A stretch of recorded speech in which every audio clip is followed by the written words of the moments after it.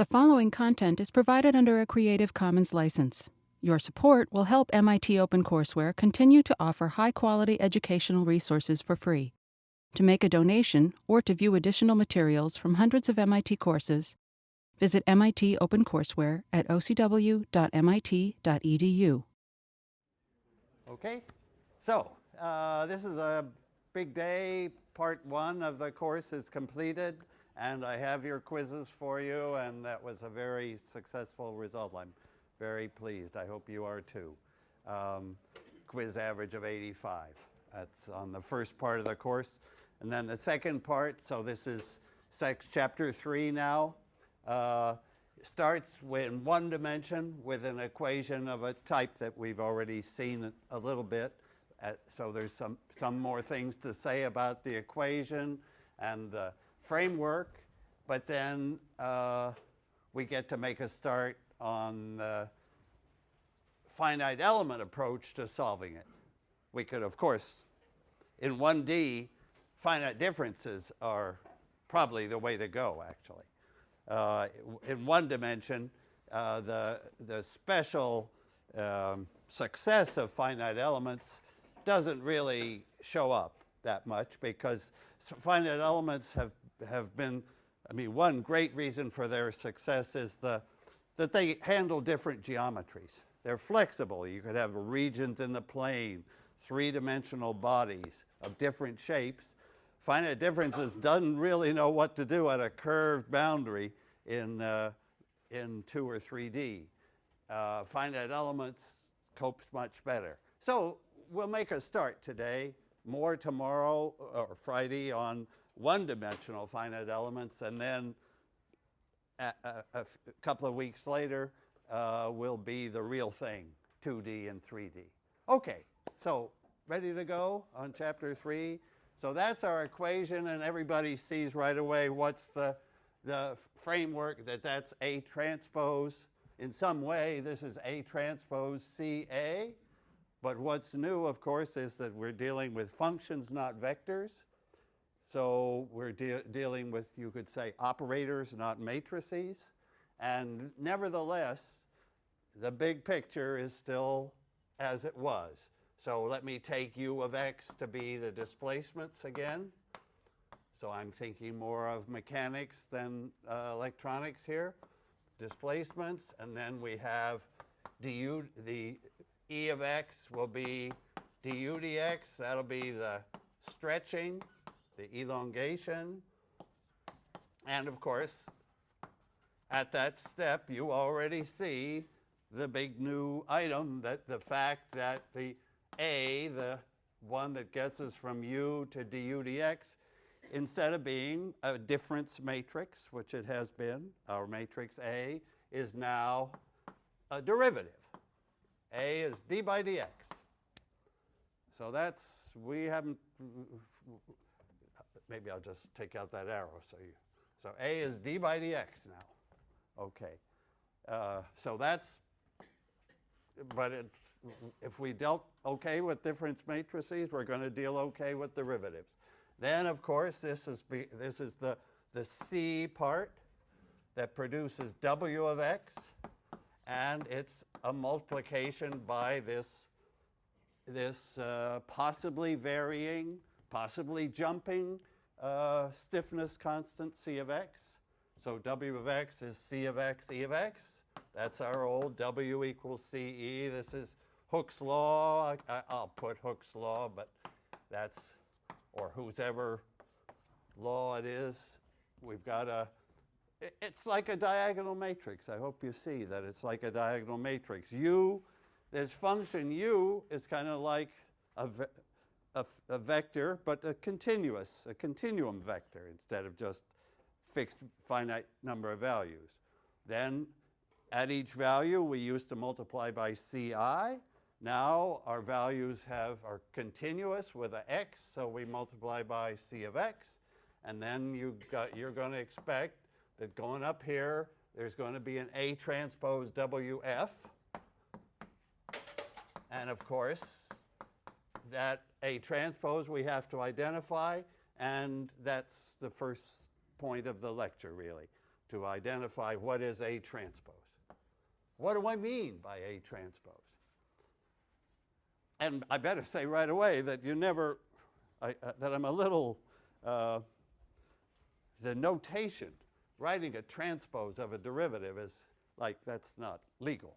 You know, it's not sort of, because we think of the transpose of a matrix, you sort of flip it over the main diagonal, but obviously that's not, there's got to be something more to it than that. And so that's a central math part of this lecture is what's really going on when you transpose. Because then we can copy what's going on, and it's quite important to get it, because the transpose, well, other notations and other words for it would be, a notation might be a star. Star would be way more common than transpose. I'll just stay with transpose because I want to keep pressing the parallel with A transpose CA. But, and a name for it would be the adjoint. And adjoint methods, an adjoint operator, those appear a lot. And you'll see them appear in finite elements. So this is good thing to catch on to. Why should the transpose or the adjoint of the derivative be minus the derivative? And by the way, just while we're fixing this is a key fact then, which is certainly, like, we have a very strong hint from center differences, right? If I think of derivatives, if I associate them with differences, the center difference matrix, so the A matrix maybe centered, would be just to remind us, you know, it's a center difference has ones and minus 1, 1, zeros on the diagonal, right? Minus 1, 1. Takes that difference at every row, except possibly boundary rows. And of course, as soon as you look at that matrix, you see, yeah, it's anti-symmetric. That's an anti-symmetric matrix. So A transpose is minus A for center differences, and therefore we're not so surprised to see a minus sign appear when we go to the continuous case, the derivatives. But we still have to say what it means. So that's what I'll do next. Okay. So this is a good thing to know. And I was just going to comment, what would be the transpose of the second derivative? I won't even write this down. If the transpose of if the derivative transposed sort of flips its sign to minus, what would you guess for the transpose of second derivative, our more familiar d second by dx squared? Well, we'll have two minus signs, so it'll come out plus. So second derivatives, even order derivatives are sort of like symmetric guys. Odd order derivatives, first and third and fifth derivatives, well, God forbid we ever meet a fifth derivative, but first derivative anyway, is anti-symmetric, except for boundary conditions. So I really have to emphasize that the boundary conditions come in, and you'll see them come in, and they have to come in. Okay, so what meaning can I assign to the transpose, or what was the real thing happening when we flipped a matrix across its diagonal? I claim that we really define the transpose by this rule. We know what inner products are. I'll do vectors first. We know what inner products, dot products. We know what the dot product of two vectors is. So if I have this is the transpose of A. How am I going to define the transpose of A? Well, I look at the dot product of AU with W. I'll use a dot here for once, and then I may erase it and replace it. If I look at the dot product of AU with W, then that equals, for all U and W, all vectors U and W, that equals the dot product of U with something. Because U is coming, if I write out what the dot product is, I see U1 multiplies something, U2 multiplies something, and what goes in that little space? This is just an identity. I mean, it's like you'll say, no big deal. But I'm saying there is at least a small deal here. Okay, so now, if I write it this way, you'll tell me right away, this should be the same as U transpose times something. And again, so I'm asking for the same something on both lines. What is that something? A transpose W. Whatever A transpose is, it's the matrix that makes this right. That's really my message. That A transpose is, the reason we flip the matrix across the diagonal is that it makes that equation correct. And I'm writing the same thing here. Okay. So again, if we knew what dot products were, what inner products of vectors were, then A transpose is the matrix that makes this identity correct. And of course, if you write it all out in terms of ij, every component, you find it is correct. Okay, so that defines the transpose of a matrix.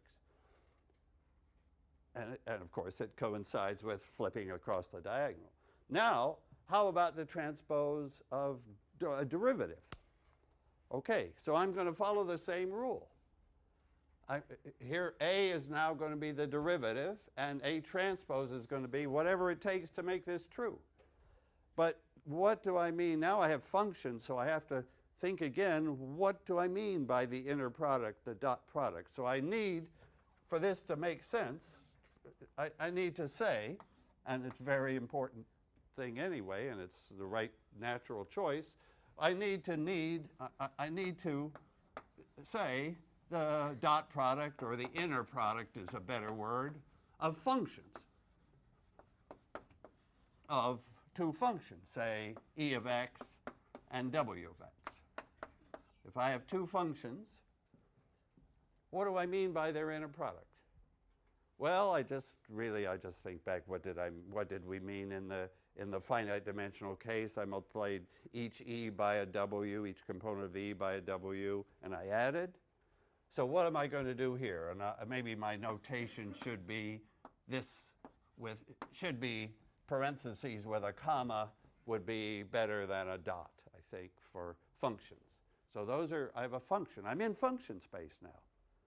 You know, we moved out of Rn today into function space. Our vectors have become functions. And now what's the dot product of two vectors? Well, what am I going to do? I'm going to do what I have to do. I'm going to multiply each e by each w, by its corresponding w. And now they depend on this continuous variable x. And now what am I? So that's e of x times w of x. And what do I do now? Integrate. Here I added ei times wi, of course. Over here I have functions. I integrate dx over whatever the region of the problem is. And in our examples in 1D, it'll be 0 to 1. If these are functions of two variables, I'd be integrating over some 2D region.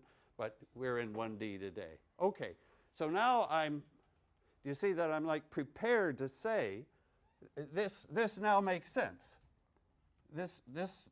I now want to, Mike still going? Yeah, okay. I now want to say, I'm going to let A be the derivative, and I'm going to figure out what A transpose has to be. So if A is the derivative, so now now is this key step. Why is the transpose that? Okay, so I look at the derivative, du dx with w. So that's this integral from 0 to 1 of du dx, w of x dx. And now I want to,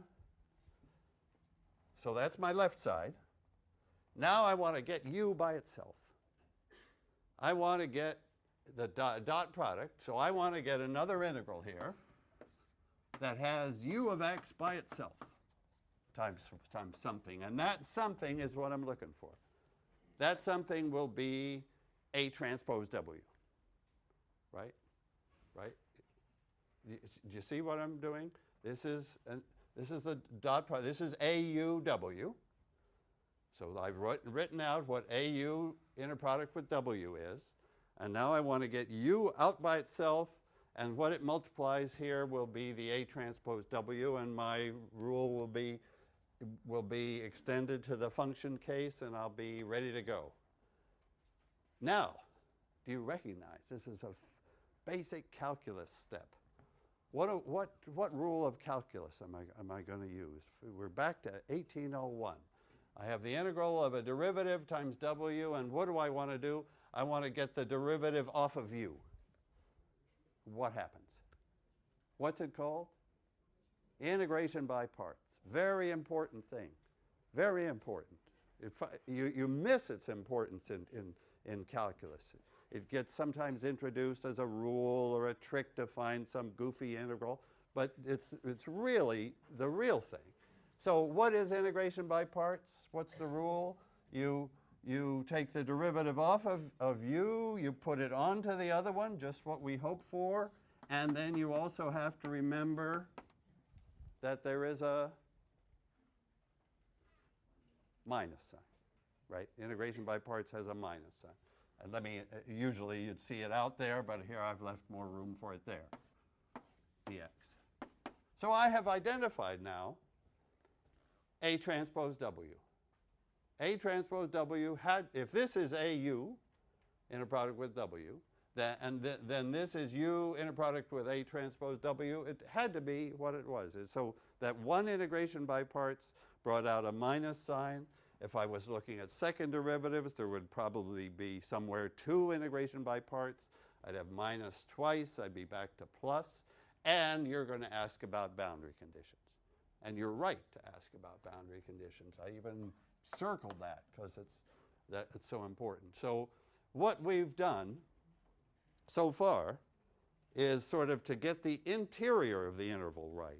Inside, between 0 and 1, if A is the derivative, then A transpose is minus the derivative. That's all we've done. We have not got the boundary conditions yet.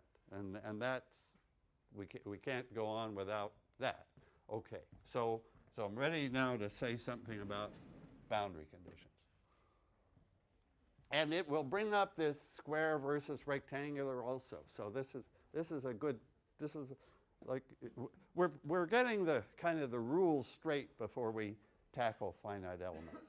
Okay, let me take an example of a matrix and its transpose, just so you see how boundary can. Suppose I have a free fixed problem. Suppose I have a free fixed line of springs. What's the matrix A for that? Well, yeah, question? Yes. When I learned integration by parts, there was also a product term. Yeah, right. Yes. When I learned it, it was also that stupid term. So you would like me to put plus, can I put plus whatever? What do you want me to call that? An integrated term? It would be, yeah, why don't I even remember what it is, as you do better than me. U times W at the, is that good? Yeah, thank you. Sorry. Yeah. So it's really this part that I'm now coming to. It's the boundary part that I'm now coming to. And let me say, so I'm glad you asked the question because I made it seem unimportant, where that's not true at all. The boundary condition is part of the definition of A and part of the definition of A transpose. Just the way I'm about to say free fixed, I had to tell you that for you to know what A was. Until I tell you the boundary condition, you don't know what the boundary rows are. You only know the inside of the matrix, or one possible inside. So I'm thinking my inside is going to be minus 1, 1, minus 1, 1, so on as a giving me finite differences, minus 1, 1. But what, so, oh no, let's see. So I'm doing free fixed. Is that right? Am I doing free fixed? Okay. Okay, so I'm taking free. Am I taking free at the left end? Yes. All right. So if I'm free at the left end and fixed at the right end, what's my A? We're getting better at this, right? Minus 1, 1, minus 1, 1, minus 1, 1, minus 1. And the 1 here gets chopped off. That you could say, if you want, the 5th row of A naught. Remembering A naught as the hint on the quiz, where it had 5 rows for the full thing, free, free. And then when an n got fixed, the 5th column, sorry, I should say 5th column got removed, and that's my free fixed matrix. At the left-hand end, at the 0 end, it's got the difference in there, difference, difference, difference, but here at the right-hand end, it's the fixing, the setting u, whatever it would be, u5 to 0, or maybe it's u4. If this is u0, 1, 2, 3, setting u4 to 0, knock that out. Okay. All I want to do is transpose that. And you'll see something that we maybe didn't notice before. So I transpose it. That's minus 1, 1 becomes a column. Minus 1, 1 becomes a column. Minus 1, 1 becomes a column. Minus 1 is all there is. That row becomes so this was, yeah, okay. So have I got it right? Yes? What's happened here? A transpose. What are the boundary conditions going with A transpose? The boundary conditions that went with A were, let me say first, what were the boundary conditions with A? Those are going to be boundary conditions on U. So A has boundary conditions on U. And A transpose has boundary conditions on W. Because A transpose acts on W, and A acts on U. So there was no choice. So now what was the boundary condition here? The boundary condition was U4 equals 0, right? That was what I meant by that guy getting fixed. Now, and no boundary condition at U0. It was free. Now, what are the boundary conditions that go with A transpose? And remember, A transpose is multiplying W. I'm going to put W here. So what are the boundary conditions that go with A transpose? This thing, nothing got knocked off. The boundary condition came up here for A transpose. The boundary condition was W 0 equals 0. That got knocked out. W 0 to be 0. No surprise. Free fixed. This is the free end at the left. This is the fixed end at the right. Did you ever notice that the matrix does it for you? I mean, but when you transpose that matrix, it just automatically built in the correct boundary conditions on W by you're started with the conditions on U, you transpose the matrix, and you discovered what the boundary conditions on W are. And I'm going to do the same for the continuous problem. I'm going to do the same for the continuous problem. So the continuous free fixed. Okay, what's the boundary condition on U?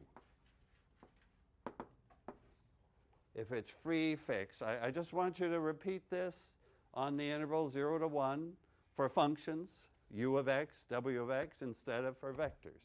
What's the boundary condition on U if I have a free fixed problem? U of 1 equals 0. Right, U of 1 equals 0. What's the boundary condition? So this is the boundary condition that goes with A in the free fixed case. And what's the boundary? And this is part, maybe I say this is part of A. That is part of A. I don't know what A is until I know its boundary conditions. Just the way I don't know what this matrix is. It could have been A naught, it could have lost one column, it could have lost two columns, whatever. I don't know until I've told you the boundary condition on U. And then transposing is going to tell me automatically, without any further input, the boundary condition that goes on the adjoint. So what's the boundary condition on W that goes with, that's part of A transpose? Well, you're going to tell me. Tell me. W of 0 should be 0. Okay, it came out automatically, naturally. This is a big distinction between boundary conditions. This would be, I would call that an essential boundary condition. I push it, I had to start with it. I had to decide on that. And then this I call a natural boundary condition. Or there are even two guys' names which are associated with these two types. So maybe a good first chance to just mention these names, because you'll often see in reading some paper, maybe on a sort of a little on the mathematical side to see the word used. The guy's name with this sort of boundary condition is a French name, not so easy to say, Dirichlet. I'll say it more often in the future. Anyway, that I would call that a Dirichlet condition, and you would say it's a fixed boundary condition, and if you were doing heat flow, you would say it's a fixed temperature, whatever. Fixed is really the word to remember there. Okay, and then I guess I better give Germany a shot here too. So the boundary condition, the natural boundary condition is associated with the name of Neumann.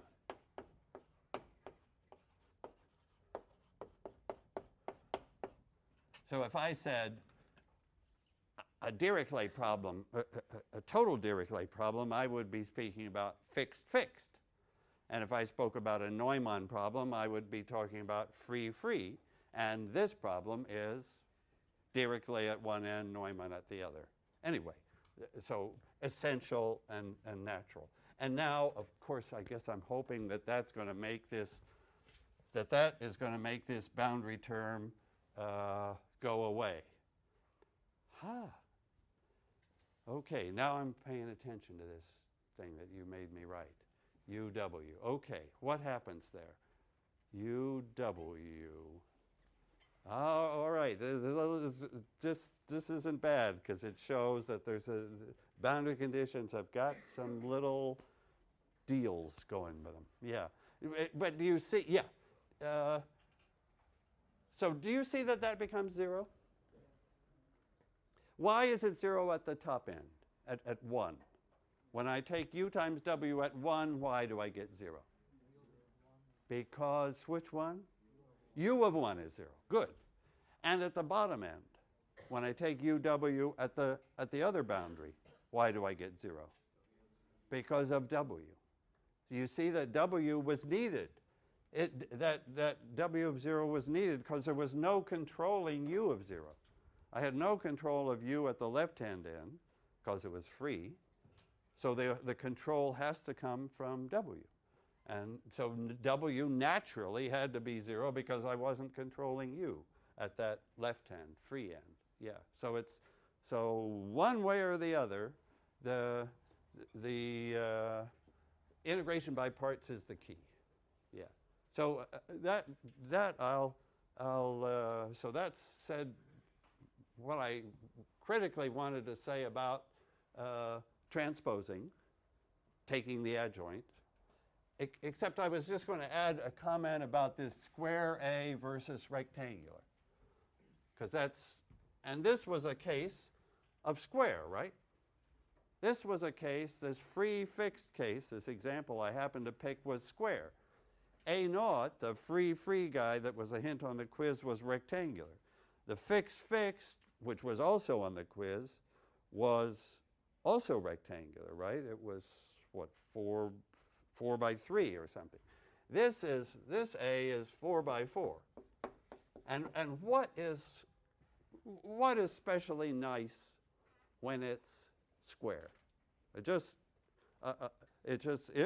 if our problem happens to give a square matrix. In the truss case, if the number of displacement unknowns happens to equal the number of bars, so m equals n, I have a square matrix A, and this guy's invertible, so it's all good. Oh, well, that's maybe the whole point. That if it's rectangular, I wouldn't talk about its inverse. But this is a square matrix, so it has, A itself has an inverse. Instead of having, as I usually have, to deal with A transpose CA all at once, let me put this comment, because it's just a small one, up here, right under these words, square versus rectangular. Square A, and let's say invertible, otherwise we're in the unstable case. So you know what I mean. The number of, in the network problems, the number of nodes equals the number of, well, yeah, it matches the number of edges. In the spring problem, we have a free fixed situation. Anyway, A comes out square, whatever the application. If it comes out square, what is specially good? If it comes out square, what's specially good is that it has an inverse. So that in this square case, this K inverse, this A transpose CA inverse, can be split. This allows us to separate, to do what you better not do otherwise, right? In other words, our three steps, which usually mash together and we can't separate them and we have to deal with the whole matrix at once, in this square case, they do separate. And so that's just like worth noticing. It means that we can solve backwards, we can solve these three one at a time. The inverses can be done separately. When A or A and A transpose are square, then from this equation I can find W. From knowing W, I can find E just by inverting C. By knowing E, I can find U just by inverting A. You see the three steps? You could invert that, then you can invert the middle step, then you can invert A, and you've got U. So the square case is like worth noticing.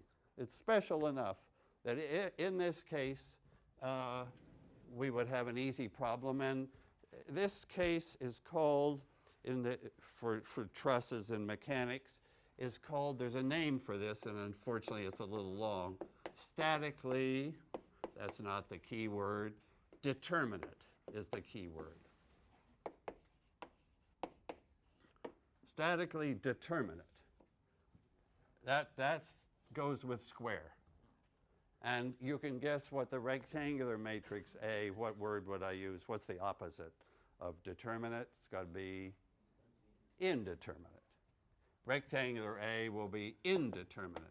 And all that is referring to is the fact that in the determinate case, the forces determine the stresses. Just, you don't have to get all three together, mix them in, invert, go backwards, all that. You just can do them one at a time in this determinate case. So I'm just, and now I guess I better say, so here's the matrix case, but now in this chapter I always have to do the continuous part. So what would be, so let me stay with free fixed, and what is this balance equation? So this is my force balance. I didn't give it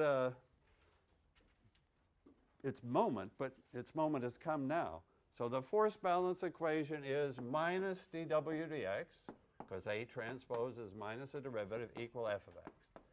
And my free boundary condition, my free end, gave me W of, what was it? The Neumann guy gave me W of 0 equals 0. And what's the point? Do you see what I'm saying? I'm saying that this free fixed is a beautiful example of determinate. Square matrix A in the matrix case, and the parallel in the continuous case is what? I can solve that for W of X. I can solve directly for W of X without involving. You see, I didn't have to know C of X. I haven't even got that far. I'm just going backwards now. I can solve this just the way I can invert that matrix. Inverting the matrix here is the same as solving the equation. You see I have a first derivative. I mean, it's a trivial equation, right? It's the equation you solved in the final problem of the quiz where an f was a delta function. It was simple because it was a square determinate problem with one condition on W. When both conditions are on U, then you've got to, it's not square anymore. Okay for that point? Determinate versus indeterminate. Okay. So that's sort of, and I could do examples. You know, maybe I've asked you on the homework to take a particular f of x. I hope it was a free fixed problem if I was feeling good that day, because free fixed, you'll be able to get W of x right away. If it was fixed, then I apologize. It's going to take you a little bit longer to get to W, to get to U. Yeah. Okay. But this, of course, I just integrate. Inverting a difference matrix is just integrating a function. Yeah. Good. Okay, so these are sort of, this lecture so far was the transition from vectors and matrices to functions and continuous problems. And then, of course, we're going to get deep into that because we got partial differential equations ahead. But today, let's stay in one dimension and introduce finite elements. Okay. Ready for finite elements. So that's now a major step. Finite differences, maybe I'll mention this probably in this afternoon's review session, where I'll just be open to homework problems. I'll say something more about truss examples, and I might say something about finite differences for this. But really, it's finite elements that get introduced right now. So let me do that. Okay. Finite elements get introduced now. Okay. Okay. So the prep, the getting ready for finite elements is to get hold of something called the weak form of the equation. Of the equation. So that's going to be a continuous statement of the finite elements aren't appearing yet. Matrices are not appearing yet. I'm talking about the differential equation. But what do I mean by this weak form? Okay, let me just go for it directly.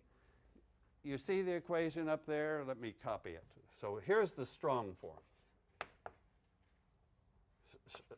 The strong form is you would say, is the ordinary equation. The strong form is what our equation is, minus d by dx of c of x du dx equal f of x.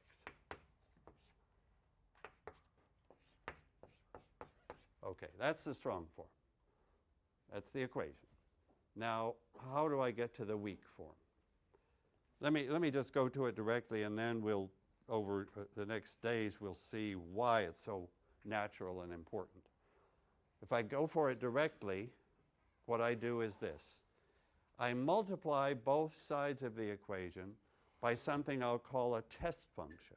And I'll try to systematically use the letter v for the test functions. U will be the solution.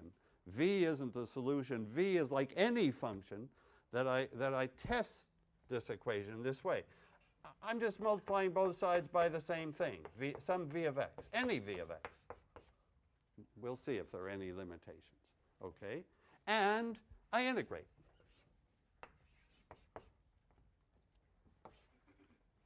Dx. Okay. So you're going to say, no, no problem. I integrate from 0 to 1. All right. So this is like, this would be true for, so now I'll erase the word strong form because the strong form isn't on the board anymore. It's the weak form now that we're looking at. And this is for any for any, and I'll put any in quotes just because eventually I'll say a little more about this. For any, I'll write the equation this way. And you might think, okay, if this has to hold for every v of x, yeah, I mean, I could like let v of x be concentrated in a little area, and this would have to hold. Then I could try another v of x concentrated around other points. You can maybe feel that if this holds for every v of x, then I can get back to the strong form. If this holds for every v of x, then somehow that had better be the same as that. Because if this was f of x plus 1, and this is f of x, then I wouldn't have the equality anymore. Shall I just say that again? It's just like, at this point, it's just a feeling that if this is true for every v of x, then that part had better equal that part. I'll have a way, that'll be my way back to the strong form. It's a little bit like climbing a hill. Going downhill was easy. I just multiplied by v and integrated. Nobody objected to that. I'm saying I'll be able to get back to the strong form with a little patience. But I like the weak form. That's the whole point. You got to begin to like the weak form. You begin to take it in and think, okay, now why do I like it? What am I going to do to that left side? The right side's cool, right? It looks good. Left side does not look good to me. When you see something like that, what do you think? Today's lecture has already said what to think. What should I do to make that look better? I should, yep, integrate by parts. If I integrate by parts, you see what I don't like about this, about it as it is two derivatives are hitting u, and nobody, and v is by itself. And I want it to be symmetric. So I'm going to integrate this by parts. This is minus the derivative of something times v. And when I integrate by parts, I'm going to have, it'll be an integral. And so can you integrate by parts now? I mean, this is like, you probably haven't thought about integration by parts for a while. Just think of it as taking the derivative off of this, so it leaves that by itself, and putting it onto v, so it's dv dx, and remembering the minus sign, but we have a minus sign, so now it's coming out plus. That's the weak form. Can I put a circle around the weak form? Well, no, it wasn't exactly a circle. Okay. But that's the weak form. For every v, I could give you a physical interpretation, but I won't do it just this minute. This is going to hold for any v. That's the weak form. Okay, good. Now, why did I want to do that? Oh, the person who reminds me about boundary conditions should remind me again that when I did this integration by parts, there should have been also, what's the integrated part now that has to be evaluated at 0 and 1? C, so it's that times that, right? It's the c of x du dx times v of x. maybe minus. Yeah, you're right, minus. Good. What do I want this to come out? 0, of course. I don't want to think about this anymore. All right. So now I'm doing this free fixed problem still. So what's the deal on the free fixed problem? Oh, well, let's see.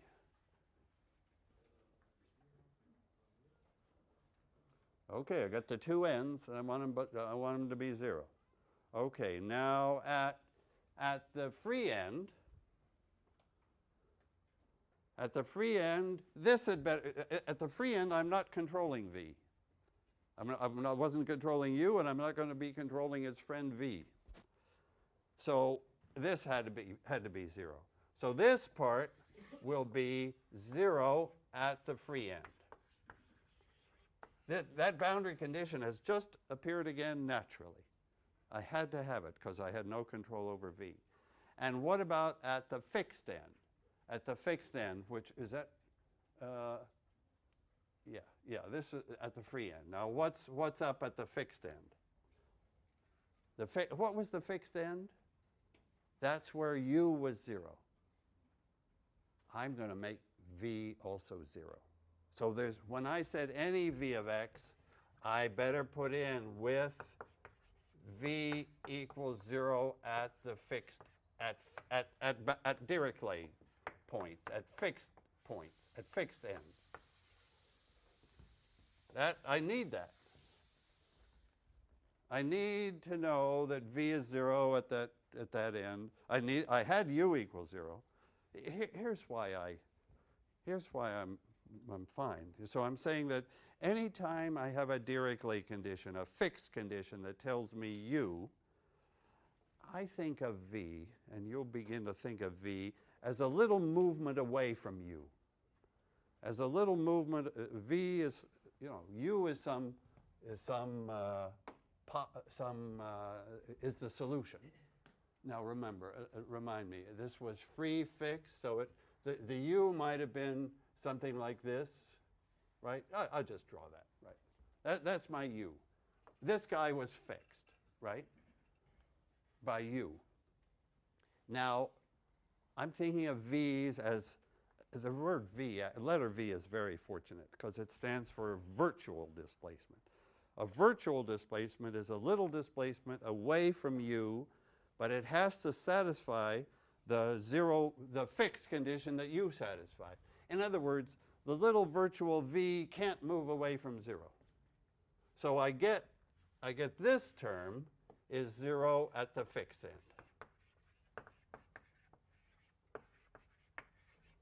Okay. So that's the little 5-minute timeout to check the boundary condition part. The net result is that term's gone, and I've got the weak form as I want it. Okay, 3 minutes to start to tell you how to use the weak form. Okay. So this is called Galerkin's idea. Galerkin's method. And it starts with the weak form.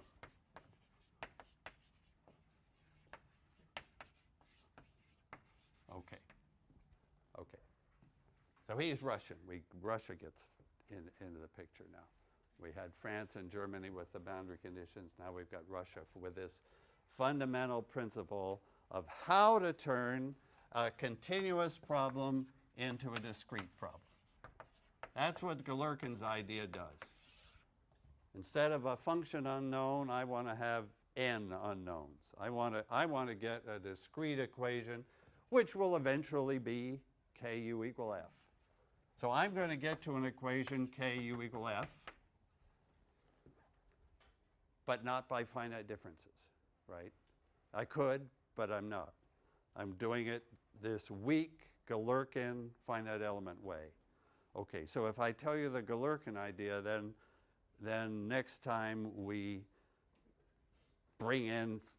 have libraries of finite elements, but you have to get the principle straight. So it's Galerkin's idea.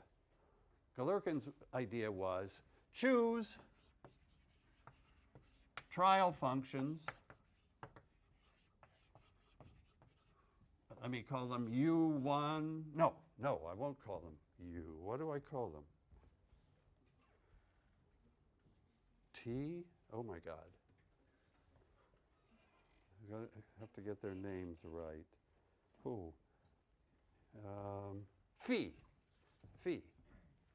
Okay, the Greeks get a shot here. Okay, trial functions, phi1 of x up to phi n of x.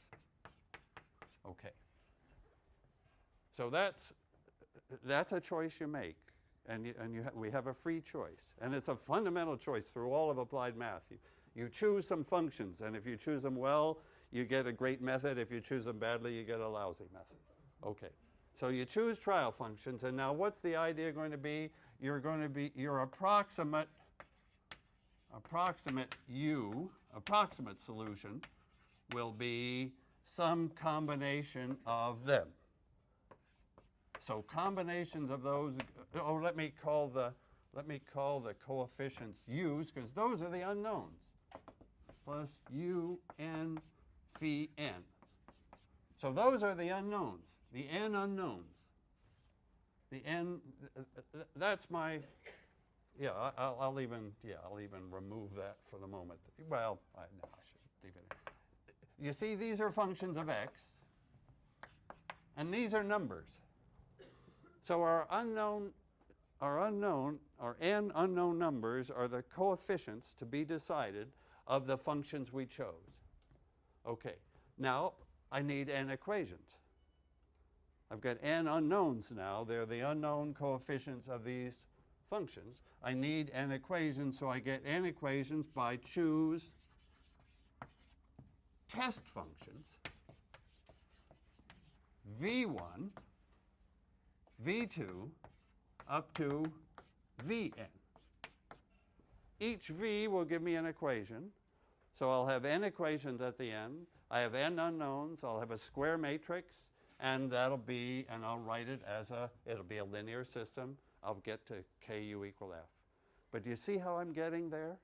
I'm getting there by using the weak form, by using Galerkin's idea of picking some trial functions and some test functions and putting them into the weak form. So Galerkin's idea is take these functions and apply the weak form just to those guys. Not to the real weak form. The continuous weak form was for a whole lot of v. We'll get n equations by picking n v's, and we'll get n unknowns by picking n ph's. And the point now, so this method, this idea was 100 years older than finite elements. The finite element idea was a particular choice of these guys, a particular choice of the ph's and the v's as simple polynomials. And you might think, well, why didn't Galerkin try those first? Maybe he did.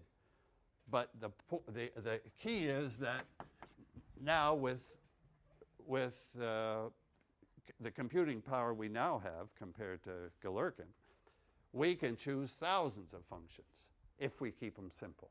So that's really what the finite element method brought is keep the functions as simple polynomials and take many of them. Where Galerkin, who didn't have MATLAB or probably he didn't even have a desk computer, he was pencil and paper, he took one function or maybe two. I mean, like that took him a day. So now, but we take thousands of functions, simple functions, and we'll see on Friday the steps that get us to ku equal f. So this is the prep for finite elements.